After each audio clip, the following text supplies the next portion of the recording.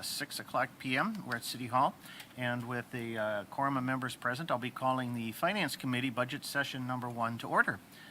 And we only have one item on our agenda this evening, and that's budget discussions and actions regarding recommending a 2026 budget, including setting the 2026 fee schedule. Okay. We've got for the committee, you've been passed out copies of the budget book. The budget book is also online for your perusal. And I think Mary Ann, you're just going to go through a presentation this evening, kind of give us the overhead, the 10,000-foot view of what this year's budget looks like. Did you want to give an introduction, Mayor?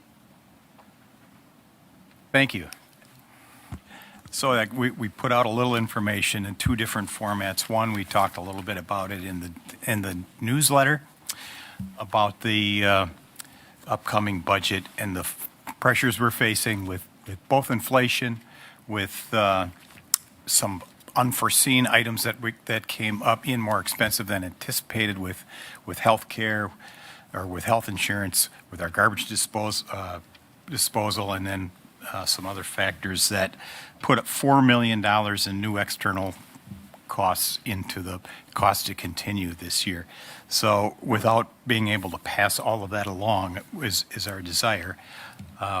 We took a look at a strategy to, one, try to get the 2026 budget in compliance with levy limits and expenditure constraints.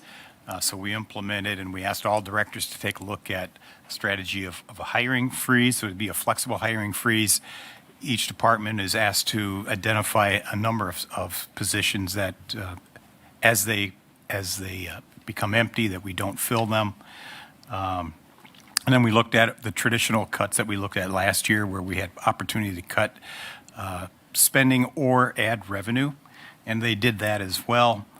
And then we looked at as a contingency is a flat cut across the board. We did not have to do that. All of the directors were able to come up with met the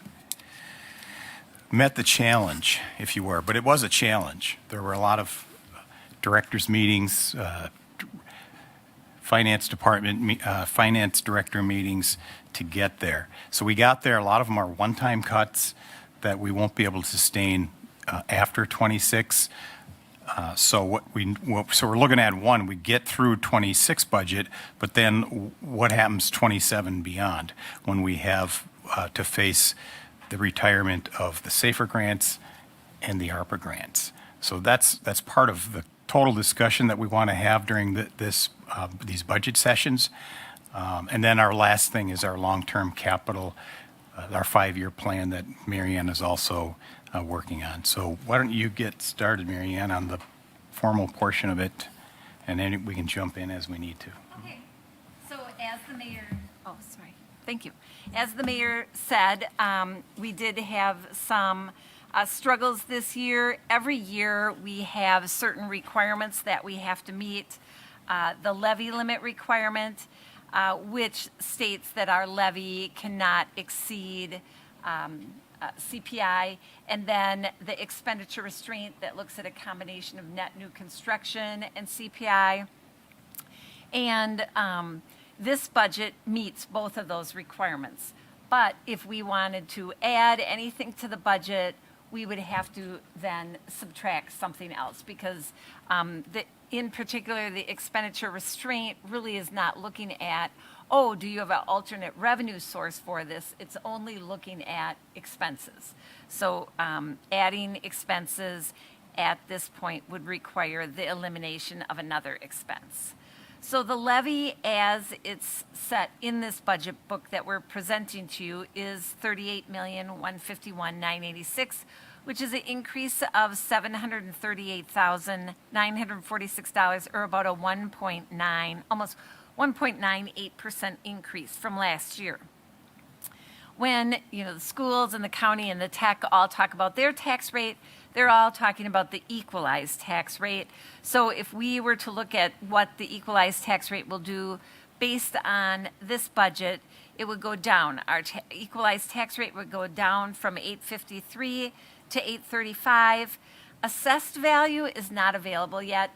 That always straggles towards the end of October when the Department of Revenue has concluded all of their work on manufacturing, because if you remember, they set the manufacturing for the individual properties, so we have to wait for that. But we've used the estimate of our assessed value going up 1.5%, and if that would be the case, we would have about a 4-cent increase in our assessed tax rate this year. So, a pretty reasonable increase in the rates. So as the mayor said, there were a number of influences that put pressure on our expenses this year. We have built within the budget a 3% cost of living for the non-represented employees, 4% for public safety employees based on union contracts, 1.5% for transit. They receive a 1.5% at the end of 2025, so that's their lift for 26, and then their contract expires in July. So, and then 9.5% increase for health insurance. There was a small increase in the Wisconsin retirement system, less 0.25%. And then the two big other expenses were the homeless shelter, the $350,000 payment with 50% coming back from the county, and then the garbage contract after 10 years, that renewal. And we are fortunate because we actually being able to show that renewal increase, that big lift over 2 years, because when we wrote the contract 10 years ago, we extended it for 3 months into 2026. So this is really just a portion of the year, that $400,000. So if we had looked at the whole thing, it would have been, over 500, almost $600,000 worth of increases. So those were some of the major influences. Similar to our past practice, we do have what we call a vacancy allowance of $300,000 in the budget, because we know that there's staff turnout throughout the year, and that creates related temporary vacancies, and those vacancies create extra money in the budget. And so that is built in again this year with no change to that allowance rate. So we've set it at $300,000 for the last few years. In addition to that, as the mayor said, we mandated several vacancies within the budget, looking at positions that were open or that were opening, and asked that those be held open for the entire year. So we have a half a FTE at the police department, along with reduction in their CSO hours. Those were cut about in half. The city attorney has 2 open FTE assistant city attorney positions. One of those we held open in the budget. City finance, a half of FTE accountant is open right now, and we held that open all year. Department of Public Works, the city surveyor position is vacant, and we've got half a FTE there.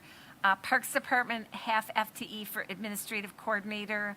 I forgot on here, fire has a division chief, 1 FTE open, and then CCITC, 1 FTE for analyst. So quite a few positions that are mandated to stay open for the entire year because there's no funding in this budget available for them. The departments really went through and scrutinized their budgets and offered other training, such as decreased training budgets, as well as our tuition reimbursement program, eliminating different softwares that maybe aren't yielding as great of a solution maybe as we had hoped, implementing some energy savings, reducing supplies, evaluating contracts, and then deferring equipment replacements, such as the police radios, parks, small capital projects, an aerial fire truck, and an ambulance. And then we decreased, there were 2 ambulances set for replacement, and then we decreased the price of one of them. And then finally, actually a service reduction for our residents by going with daily operations in the pools to just having 2 pools open at a given time. We also, as the mayor indicated, looked at revenue changes. Last year, if you remember, we went through some pretty significant changes in the police department and in fire. In this budget, we implemented a new charge for alley clearing, similar to like the mowing charge that we do for homeowners. We introduced the pet license, which was covered at finance last meeting. EMS transport rates, park and recreation fees, the police lockout fee, various inspection fees and licenses, the special assessment exam fee, and then the weights and measures fee. So I guess the really big problem in our 26 budget that will be really a big problem in the 27 budget is these 15 public safety positions that we have created since 2021 with 100% grant money. So those include 12 firefighters, 9 which are funded out of the FEMA SAFER grant. 3 of them were funded out of the ARPA grant. The community outreach specialist in the PD, 2 downtown police officers, which were funded last year out of from foundation donations. So that makes up the 15 public safety positions that we are concerned about. So the SAFER grant expires February 6th, so really covering 2.5 payrolls in the year 2026, which is equivalent to about $154,000. So what we have done is we've basically funded this shortfall in revenues, in grant revenues, with one-time revenues this year. So the SAFER grant is going to, so the total cost of the payroll of those 15 positions is just shy of $1.5 million. The SAFER grant will contribute $154,000. Now, Jeremy had reached out to FEMA because we will have dollars left in the grant when it expires. And that occurred because if you remember, when the grant was approved, it took us a long, long time to get up to full staffing, and we could only use it for staffing. So if you remember, we used ARPA dollars to equip and clothe all of those new officers, but we could only use the FEMA money for payroll. So we ended up with extra money. So back months and months ago, we knew we were going to have extra money, and Jeremy reached out to FEMA and said, could we extend our grant so that we could spend down? He had talked to counterparts in the state, and they had had some success with that in the past. And they said that there would be a window open, but that it wouldn't be open until October. And he just emailed me today to say that we now will be able to apply for an extension. But obviously, when we were working on the budget, we did not know, and we still don't know, because Jeremy's experience in dealing with FEMA is it takes them a long time to approve any changes to the grant. So we need to forge ahead with alternative solutions. So the FEMA grant, as it states today, the February 6th deadline, we would spend about $154,000. ARPA, we had $150,000, and most of that is really related to the community outreach specialist position, because if you remember, we strive to fund those positions through 2026 because we needed to have the funds spent by then. We had not funded all of the fire position because if you recall, they had squeezed in the community care paramedic, and so that had stolen basically stolen money from the 3 firefighters. So back in 2025, earlier in 25, no, it must have been in 24, we did allocate some ARPA investment income to the firefighters, 144,000. But as we look at our investment income today, we would really have about $375,000 that we could allocate to these firefighter positions, including that 144 that you already allocated. So that is something that's available.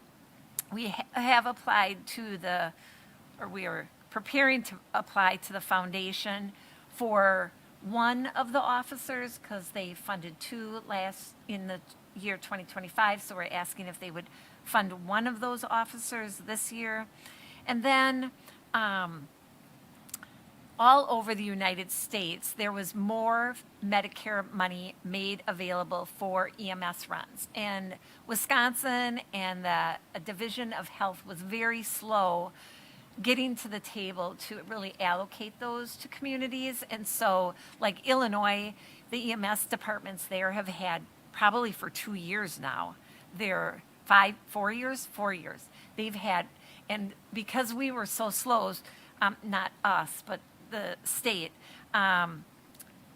they opened up the reporting back sometime earlier this spring, and they said they would go back to 23. So if you remember when Jeremy was putting together his financial funding sources for the replacement of his aerial truck, he used the allocation from 2023, which we now know what that amount is going to be.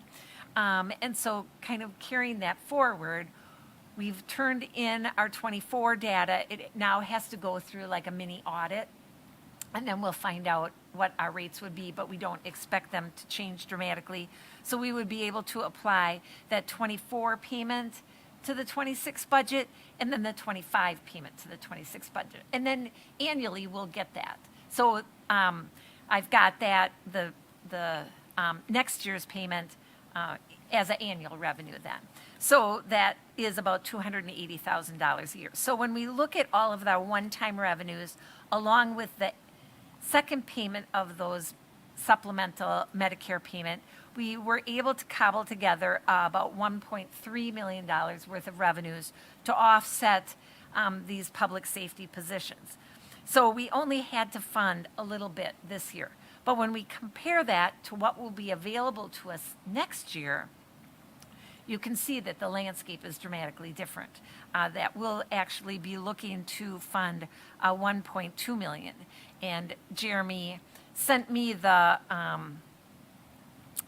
tape from 2021 when Bob Bartik presented this to council and the community back then. And, you know, there was a lot of talk then about referendum and about the communities who were successful in getting the SAFER grants and who were using then the referendum to bring those positions in back into the levy. So the city, similar, is looking to have a referendum. And if you remember, last year during budget time, we contemplated doing a referendum last year for this year's budget because we knew we would be short in those SAFERs. But we felt at that point that we would, you know, with the ARPA money that we would have and with at least some of the SAFER and this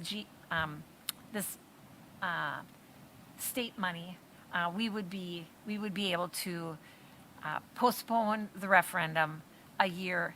So what we're looking for as far as the timeline is concerned is we're going to be issuing an RFP because we would like to get some professional assistance in helping us communicate to our residents what is all needed and why these positions are critical to the fire department. I watched Bob's presentation back from 21, and he, you know, went through a justification by benchmarking our staffing levels to other communities and some of the struggles they're having today managing the workload, the call volume, the workload with the staffing levels that we had. So we're going to have to re-educate, I guess, residents on why that was needed back in 2021 when we secured this through the SAFER grant, which was a competitive process. And so we, convinced the federal government at that time that we were worthy of $3 million of grant money. And so we are going to communicate with our residents that we're worthy of a levy limit increase. So again, the levy limit is what controls how much money we can generate each year in new property taxes.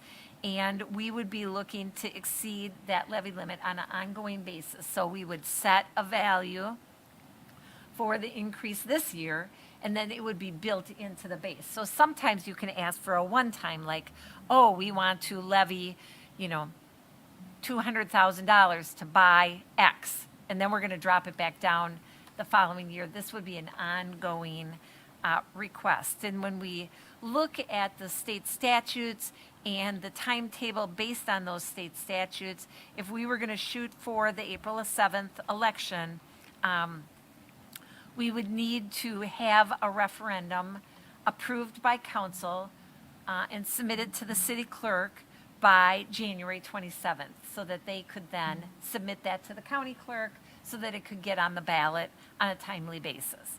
So that's what that timeline would look like. And our intention is that we will write that RFP and send it out and bring back the responses for the Finance Committee and Council to consider as we look at that. So, really our budget is made up of our operating costs, our capital, and our debt. Those are the three big components of our budget. And we can go in, like I said, today will be a presentation if you want to hear from individual departments or delve into any other parts of the budget. We are happy to do that.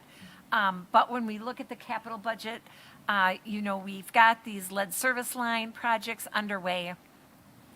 I know Eric was down at the state on Friday trying to bring this 2025 project to close with the state so we can close on that loan. You can see that it's a big project. $14 million is the total project, and we need to get that loan closed. But we are struggling, just like we struggled. If you remember, we didn't close on our 24 project until June. I think it was June of this year.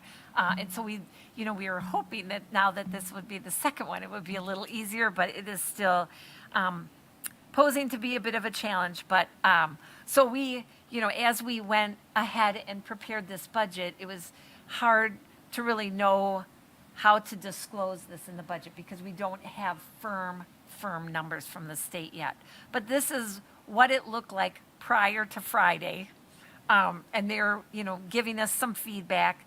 But when we look, the private side versus the public side, so the private side is the homeowner side. So that's the most expensive side. So the private side is $9 million of that $14 million. The utility side is the $5 million. So on the private side, we're getting quite a bit of principal forgiveness, $7.7 million, which would cause us, meaning the city and GO, just like we did in June, to borrow the $1.3 million. So we don't know if that's the $1,359,000 is the exact amount yet, but that's what we're using to disclose because it's our best number. And this really is the 25 project. And then on the utility side, they get principal forgiveness of $1 million, and then their revenue bond. Again, both of these loans, the GO and the revenue bond, will be down at the state. So, our last loan was a 0.25% interest rate. So these are highly discounted rates. But we, are still waiting. And, when you look at the calendar, given that it's almost October 1st and the month of December is not a busy time for the state to be giving out loan closings, so we're getting a little concerned that it might push into 26 a little bit, but we're, like I said, Eric's driving down there trying to push the train forward, so. And then the 26 lead service line really is in application form today, so we don't have final documentation on that. And this is an even bigger request, $20 million. And, you know, there's a formula because we have so many homes that need this, that are in the census tract, that it really beefs up what's available for principal forgiveness. So in this situation, we could be at almost $14 million of principal forgiveness. And then on the private side, the whole project would be $14 million. The public side would be $6 million. The private side, the principal forgiveness would be $12.4 million, with about $1.7 million borrowed again on the GO, bringing that total to $14 million. And on the utility side, there's no principal forgiveness. It would be all a loan, a revenue bond of $6 million. So that's what, if we were successful in awarded the grant based on the application and based on the matrix that the state has set up, this is what we think it will look like. And because, I mean, at least for 2025, even though more and more communities are jumping on board and trying to get lead service line, because we are doing such exerted effort, you know, we are spending more of the money than other communities are. From an infrastructure standpoint, you know, we always have projects that, you know, are just general infrastructure projects, and then those projects taking place in the tax increment districts. If you recall, TID 6 is closed, TID 7 expenditure period is closed. So we've got somewhat of a lengthy list of expenses this year. Last year when we, meaning 25, if you remember, the Cherry Street, Randolph was very expensive because of stormwater.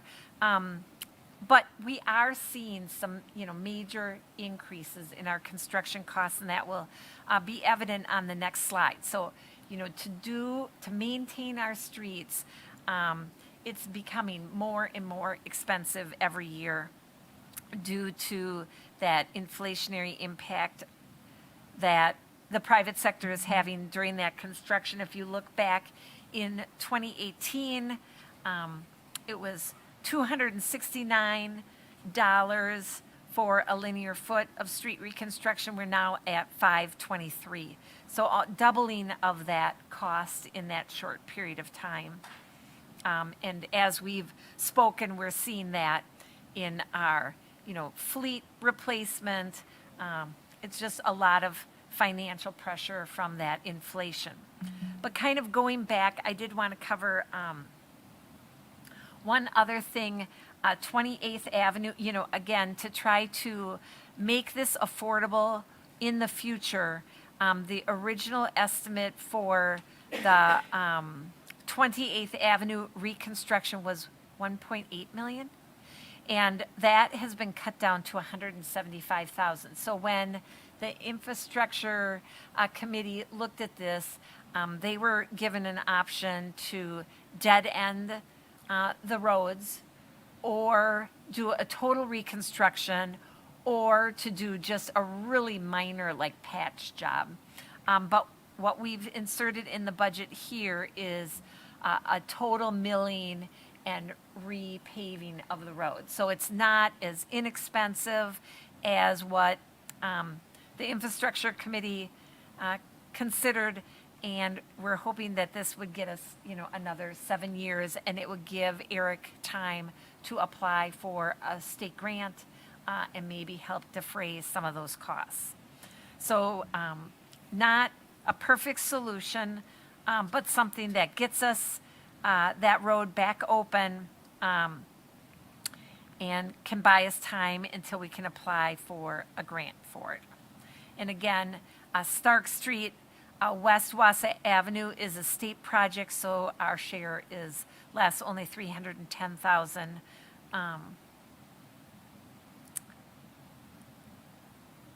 And the usual asphalt overlay, concrete repairs, those kinds of things. So again, like when we look at asphalt overlay, we've kept that budget the same, but we're accomplishing less with it because of the price increases. Oops. Covered the inflation. Other projects that are included in the capital facilities, the engineering for the solar array, again, that was ranked high by the CIP committee this summer. Based on some of the changing regulations down at the federal level, it looks like we're going to have to expedite that project a little bit. And so I think at a future meeting, Eric's going to lay out what that would look like, because we will likely have to commit and actually start that project in 2026. Initially, when we were looking at this in 2027, we had hoped we could do the engineering in 26 and the project in 27. It doesn't look like we would qualify for our energy savings incentives if we delayed it. So that is something that we have to talk about upcoming meeting. And then, maintenance of the airport always ranks high because it is shouldered mainly by the federal and state government. And then Memorial Park Drive and lot pavement project because it was in serious need of repair.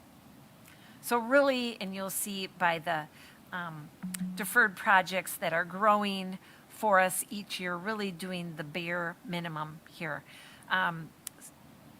Equipment, fleet, and other projects, the PFAS-free turnout gear, all of these were ranked by the CIP committee except for one.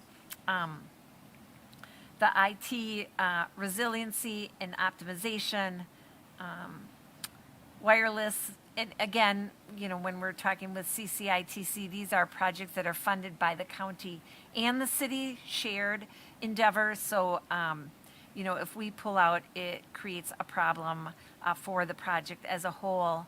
And then some equipment, other equipment that ranked higher. Additions that were not considered by the CIP committee is really the park consulting services. If you recall, last year there was discussion on, whether the joint park department with the county is an effective and efficient for the city of Wausau. The mayor would like to explore that a little better by actually having a consultant come in and doing some evaluation. So we've set aside $45,000 for that. And then the comprehensive plan was considered by the CIP committee. Jeez, forgetting where my buttons are. So if we kind of look at the full capital project with that 2026 lead service line, that lead service line is $14 million. Infrastructure, $4.6 million. Facilities, $580,000. And the fleet, $2.6 million. I meant to emphasize a point too on the equipment, and that is that we would be borrowing for the city fleet. Again, the total capital budget for replacement is about $3.6 million for the fleet, because we did, as I said, cut out the $1.5 million for an aerial and $500,000 for ambulance, but we would be borrowing $2 million because, again, we have not been able to shore up our charges to the departments because of expenditure restrictions. So we have this set for borrowing for the third time now. So the funding sources of our $22 million of capital projects would be pay-as-you-go, the general property tax of less than $500,000, a special assessment income, that principal forgiveness from the safe drinking water of $12 million, the safe drinking water loan of $1.7 million, grant income that would be mainly the airport projects, a little bit of investment income, some transfer from special revenue funds because in an attempt to control costs, we looked at the comprehensive plan and the park study, and we've had some funds in an economic development fund that have been sitting unused for several years, and so we decided to spend those down. And then a general obligationary promissory note of $6.4 million. So what was deferred? A lot was deferred, and some of them are concerning because they are things like roof replacement. We saw kind of what deferral of capital does at the police department this year with the air conditioning unit, but the tennis courts replacement was deferred, Riverside parking lot reconstruction was deferred, playground equipment was deferred, the public safety roof, public safety facilities, doing a study to see what we all need there, ballistic shields, special event enhancements, as I said, the aerial truck and the ambulance.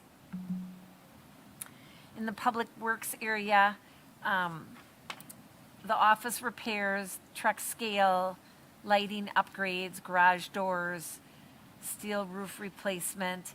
And then, while this isn't, I would call an actual deferral of the project, but, because we don't have a clear plan forward on the land acquisition of the public works facility, we elected to take it out of the budget because, if we don't have a firm plan forward, we just felt like that should come out.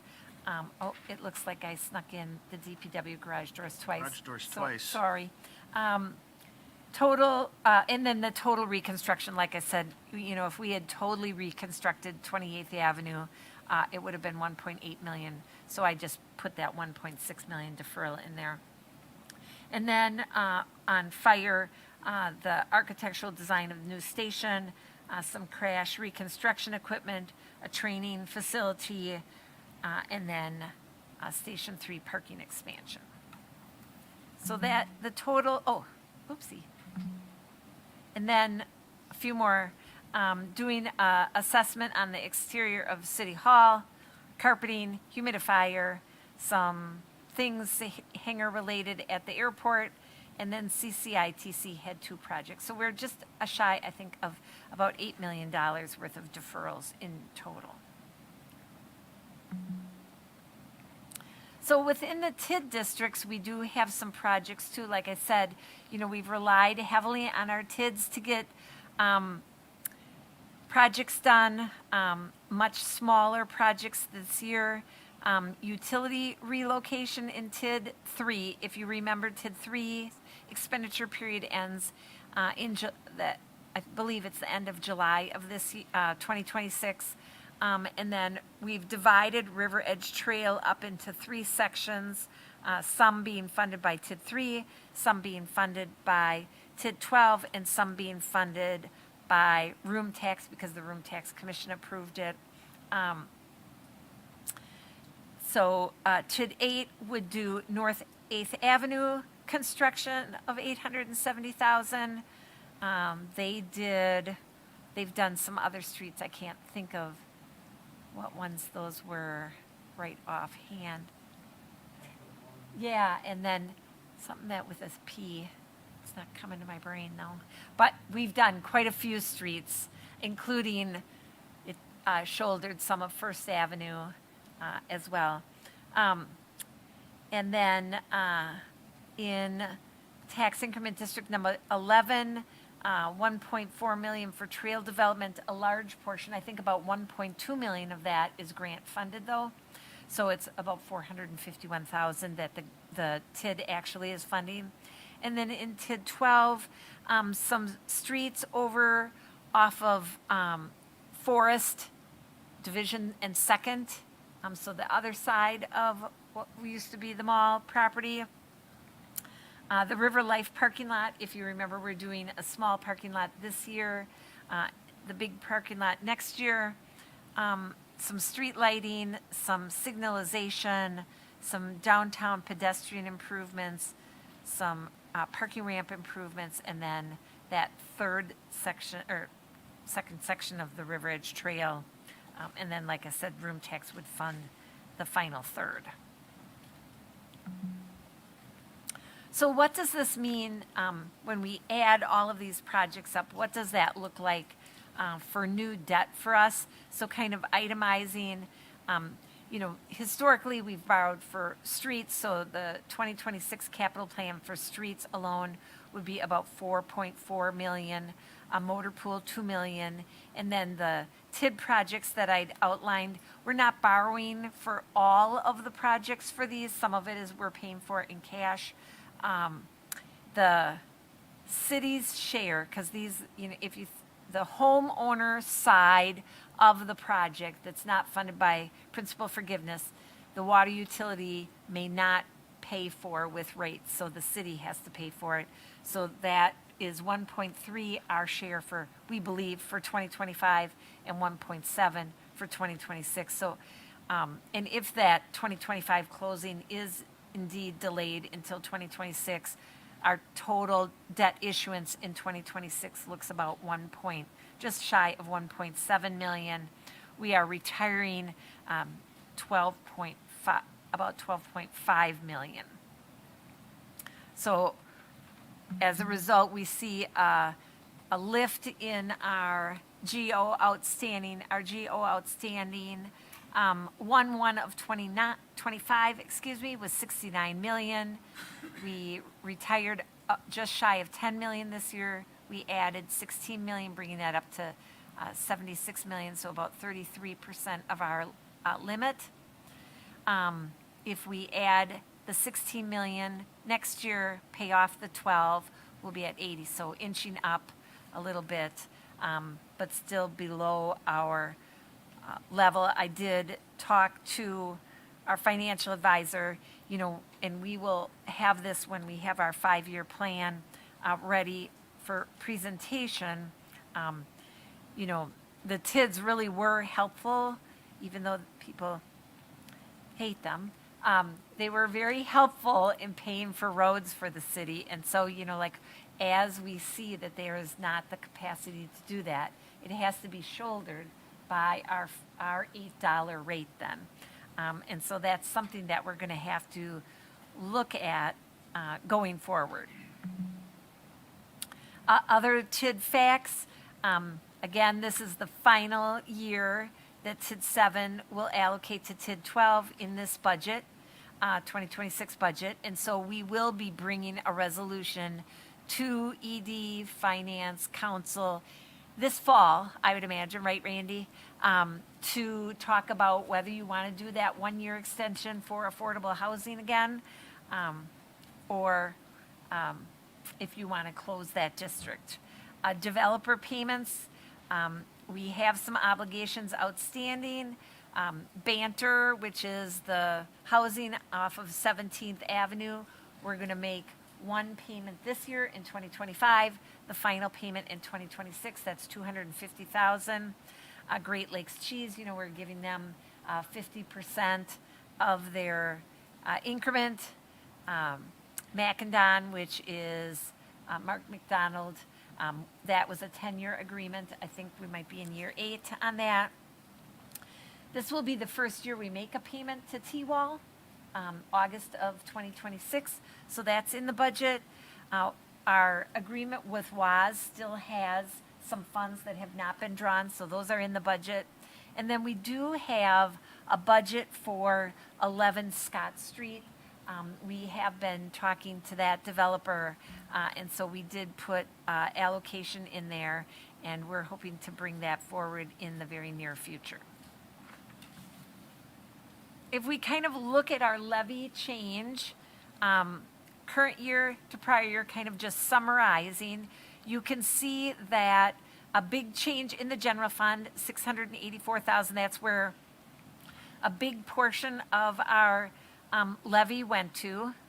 The recycling fund, of course, picking up that new contract. Community development is showing a $250,000 increase. This is where the homeless shelter payment is showing up. I didn't know where to put it, frankly. And if we would have put it in the general fund, we would have had that whole 350 would have shown up because again, the expenditure restraint looks at the general fund expenses, not revenues. So by putting it in the community development fund, it just looks at the levies of the other funds, and so, you know, that levy was a $175,000 levy, half of the 350, and then community development, our planning department, and certain portions of some of the other staff rely on levies. So that's what makes up that $250,000 increase. Some tiny reductions in our allocation of capital. We were able to keep Metro Ride flat. Debt service is going up $982,000. If you remember when we did the planning for our 25 debt issue, we talked about bumping that 25 payment up by close to $1 million so that it would offset. Oh, you can't see the whole thing. I'm going to have to. Oops, wait, hold on. Let me see how I can do this. Okay, does it show up when on my presentation? Oh, no. Is there another? There's another line? row, yeah. Oh. Let me see how I can do that. Hold on one second. I want to end the show, right? Do that by ending the show. What's that? Oh, or I can just show the screen. No. I think I just end the show. I'm just going to show you that one slide. There. Okay. Can you still maybe see it? There. So, if you remember when we were doing our planning on the debt, we said we knew our TID increment was going to drop down because of the elimination of TID 6. So that's why you see that increment go down almost 1.3 million. To kind of even out our levy this year, preparing for the referendum next year, we bumped up and did a large debt payment in the 2026, that amortization schedule to kind of utilize that. So that's why we're seeing that debt, big debt payment. But the total levy then, like I said, is the 738,000. So less than 2% increase in our levy. And so, you know, that increment, obviously, we're not going to see a subsequent drop in that increment again until we close TID 7. It won't be as big as this one because TID 7 isn't as big as that one, as TID 6 was. But, and we will, the audit for TID 6 is nearly complete, and so we'll be sharing the results of that because state law is that you can just apply that 1 year increment. So if we had any funds on hand left, we distribute those to the city, the county, the school. So there'll be payments that we'll be disclosing as soon as that audit is finalized, which should be any day. So we're nearly done. Enterprise funds, not a lot to say, like the water and sewer obviously are self-sufficient, and they're both showing some small profits. Metro Ride, like parking, and the airport all rely on levy. Metro Ride stayed flat, parking and went down just a hair, and airport went up just a tiny bit. So not big changes on the enterprise fund. When we look at the water and sewer projects going forward, again, we've got the lead service lines. We've got about $9 million worth of projects for 2026 for water, 4.2 for wastewater, that $6 million of safe drinking water loan, and then just regular revenue bonds. We have the opportunities perhaps to submit these to the state and get a more discounted rate. So we'll evaluate the projects and our eligibility for those. But these would be revenue bonds, not general obligation. And then, I guess finally, what this just kind of summarizes the debt. Oh, yeah.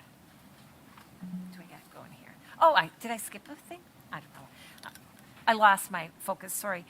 This is the debt outstanding, $54 million for water, $91 million for wastewater. Obviously, the wastewater has the facility, I know just saying those words, and safe drinking has the facility and the GAC now. And so we haven't drawn down the full GAC, these safe drinking water loans, we draw them down so as bills are presented to us. So this is as if the loans were fully drawn down. They're not drawn down yet, but this is what the maximum amount would be. And then the final slide just being, again, what we would look at for water and sewer for the 25 for the utility side, the 26 for the utility side, and then revenue bonds for the other projects, mainly main replacement for our regular street projects and some equipment, but it's all detailed in the budget. So I tried to be a little more focused on the presentation because I know I'm long and boring, sorry. But if there is more information, I think, we're more than happy to share that and delve deeper into the budget. But again, from the perspective of meeting the target of expenditure restraint and levy limit, this is a completed budget. So you, in theory, could bring this to public hearing and be done. All right. Well, thank you. Marianne, for the committee, are there any questions? We went through a lot of information here. I know it might take a bit to digest. Alder Henke? Yeah, thank you. I echo that a couple of days or a day to digest it or maybe two, and I'm sure more questions will come up then. Right, and we usually have the budget on each agenda, from now until, through November. So, we can talk about it at every meeting, and, we did, we want these meetings to be as useful as possible for you. And so, we did think maybe not just hearing from me, but hearing from the departments might be helpful, kind of talk about some of the challenges they had because, the departments did have to work very hard on bringing this budget in. And as the mayor said, by looking at those vacancies that we're mandating, not all of those are sustainable. Okay, Alder Watson. So on the other budget savings, I know you mentioned that like the training budgets, one of the things that was cut was like tuition reimbursement program. Like software, do you know what software options or what departments cut those soft? Like I was just sort of wondering if you could police cut software. Yeah. Was it the AI like open record stuff or what was it? Anything? It was just their, curious. they use it for professional development and evaluations, kind of like constant feedback you can come up if you want. Yeah, after talk. Called Guardian, is that what it's called? For what it's worth, I know it's been a long day when the batteries in my hearing aids die before the end of these meetings. So if I ask you to repeat yourself, that's my disability. So it sounded to me like there was a question about Guardian tracking. Yeah. I just wondered what software you eliminated. Sure. So Guardian tracking is basically the ability for our supervisors to document all their communication with staff, whether positive or negative. Keep records in regards to training and citizen complaints. So every time a lieutenant has a conversation or there's something they want to coach someone on, it gets documented in there. It's charted. At the same time, every time there's an add a girl or add a boy that comes in or an email, it's cut and pasted into Guardian tracking and just memorializes that. So it's very useful, but at the same time, we can use emails as well, and we have Archive Manager. It's just not as user friendly for us. Cool. Thank you. I guess too, I was just curious about just sort of the details, just so I know reducing supplies is probably just pretty simple. It's like printer ink, I mean, it could be printer ink and stuff like that. Energy savings, the implementing energy savings. I was just curious I'm about sorry. that. Yeah, I know. Implementing energy savings. Oh, How is that? Well, so there were a number of departments that had energy savings in their budget, and there was a big one that Parks thought perhaps we would be able to do, which was maybe not so much energy savings, but not using city water. But that fell through at the last minute. That was going to be our like superstar, but it fell through. But a number of the departments felt that they could, through most of it was like LED transformations that we've already implemented, and that now we're experiencing the savings. Okay. And then I think we had talked in Parks about the reducing the daily operations to 2 pools at a time, I believe. Because then you could utilize one of the pools for like private classes and stuff like that, right? Swim lessons. But then I guess I was just curious too about the contracts, like what kind of contracts were evaluated and maybe changed up. So there's a couple of contracts. I don't know. Matt is working on some of his contracts. I don't know that he wants to actually Okay. talk about them yet because he is in still working on those. And then the Boys and Girls Club contract is not in the budget. That contract expires. That is not, renewing that contract is not in the budget. And I believe there might have been some kind of contract modifications as it pertains to cleaning, kind of how we were going to utilize some of janitorial stuff. And I had one more question, and then I'll be done. I saw on here some of the capital projects on slide 15. It says ballistic shields, but then on one that was deferred, We cut the it's budget in half. Oh, okay, so it's just half. So you're gonna get like Yeah. half the amount. Okay, so it's sort of like, but then the radios are not gonna, because I think that was also like a sort of rolling thing. Yes, that was a roll. So all of them are eliminated. Yes, the whole year is Okay. All right. 50 grand. Thanks. Because that was like, there was like 10 or 11 radios, I think, a year. We're that- talking about your radios. Yeah. We're,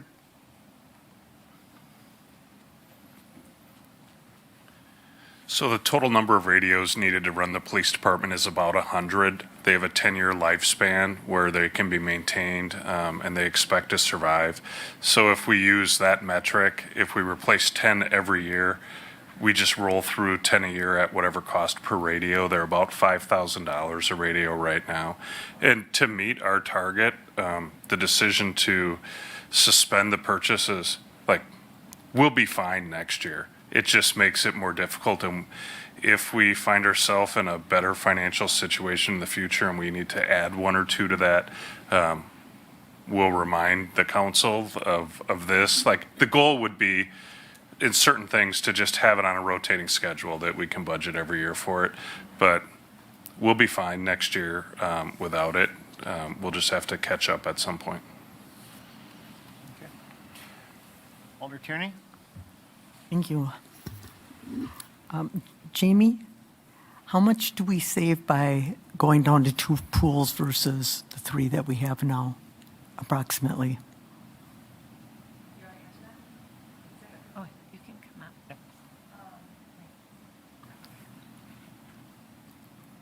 I believe it's in the budget that was included in this, because that's a proposal that went through, it's about $30,000. If we go down to operating 2, so we'll still fill all 3 pools, but we rotate to only have 2 open per day. So one is always technically closed to the public, but could be used for swimming lessons or other things. Shutting one pool down completely and only opening 2 would be about a $60,000 savings, because you don't have the operations and the water charges. Okay, that's what I need to know. Thank you. You might- On the contract item, we don't have the Wausau payment this year. That was 25,000. Oh, yeah, that's true. And then on promotions, under the mayor's and HR promotions, we cut 37,000. So we won't be buying as many keychains and pens and pencils. I still have another question. Okay, Alder Tierney? Mary Ann, when we implemented that, dollar fee for Oh, yeah. special events and stuff, how much did we make with that, or what was? Oh, yeah, just stay right up there. Yeah, it brought in somewhere between $25,000 and $30,000. It's Wasn't something. successful in my view because we spent about 100. So the dollar per ticket didn't cover even 50% of our cost for special events. Okay, good to know. I did want to disclose one other item that was in the budget that I didn't include and that was the consulting services for looking at a city administrator or a city manager. There also is, how much is it? 40 in there? I didn't see it. I think you said 40. Yeah, $40,000. I don't have it in my PowerPoint, but it is in the budget, and In the book disclosed in itself. the book itself, sorry. So that, is in, that would be a one-time expense. It's in the Economic Development Fund, again, kind of tapping that fund. Let's see. Look on, that's on page 142.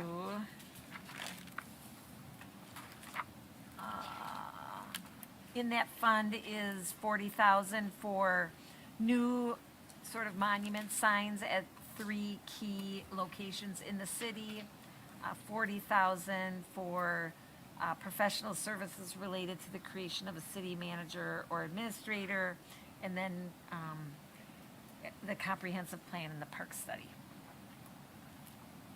So the comprehensive plan is in the budget? Yes, Okay. yep. Sure, it sounded like it was deferred, but. Nope, it's in there. Okay, Yep. that's good. Anything else?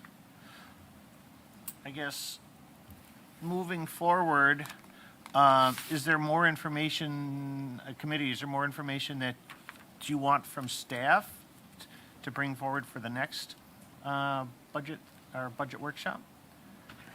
I think Alder Hinkie, yeah. Yeah, I just had a thought maybe tomorrow we could have them all come up and kind of give a once-over on their, if that's all right. I'm trying to think of what to do tomorrow and we, Wednesday, you know, so. in previous years, we've always scheduled 3. We generally only use 2 meetings. We don't typically use all 3, but we schedule them in case we need them. And we can, schedule more meetings in the future if you want time to, kind of absorb the budget and schedule one for, later in the month.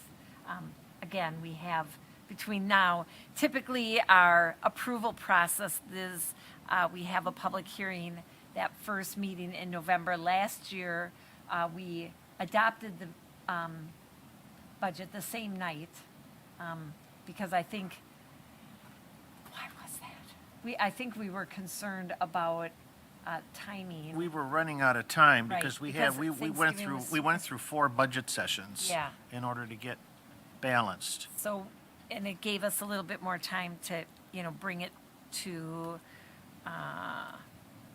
get the tax bills generated. But we can also adopt the budget the week of Thanksgiving. So we've done it both ways throughout history, either one. So that would be like the latest we would want to Yeah, when do the budget would be to have the hearings on November 11th and then the budget, and then vote on the budget on the 25th of November. That would be the absolute latest in order to get the tax bills done. But we could move, if everything works out, we can move that schedule up 2 weeks. Alder Watson. So I agree with Alder Hanky about not a blow by blow, but like just a summary of the process they went through.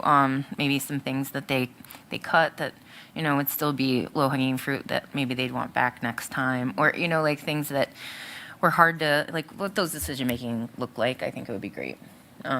just so we had a little insight into the process. But I don't know, I would like to have maybe a little more time to process it too. So if there's like a way to have like another meeting in like later October or talk about it at our finance meetings there. And I do want to point out that the revenue schedule is in the back of the budget book now. And so you can see the changes in there. So that would, that typically is, part of the process of approving. So we've got that in the budget book. And then, like I said, we were bringing the dog and cat licenses only because that renewal, people start licensing their pets in November, so we didn't want to wait too long because we need to get, the letters out and all of those things. So we wanted to be on top of it. Right. We've got a meeting, I guess we got a meeting scheduled for tomorrow. Are we going to need that meeting, or do we want to schedule something? Maybe if we want just a little bit more time to absorb things, we could put a meeting on the calendar for next week, possibly, or? I think departments are ready to give little presentations if you want them tomorrow. Okay. I think there would be sufficient. I'd like that as part of part of my processing and Okay. hear what they have to say. So if the departments are cool with that, we can meet again tomorrow and just, just have those little presentations on the process behind this year's budget. That might be helpful for us to kind of absorb things, I guess, a little better. So, okay. Anything else? I'm not trying not to belabor the fact, but I just want to make sure that we get everything done tonight that we need to get done. So, if I don't hear any, and then if we don't need Wednesday's meeting, we don't have to meet. So, if there's nothing else, Mary Ann, you got anything else? No. Nope. Okay. I'll entertain a motion to adjourn. A motion from Tierney, Second? second from Hanky, and all those in favor say aye. Aye. I We stand adjourned. We'll meet tomorrow.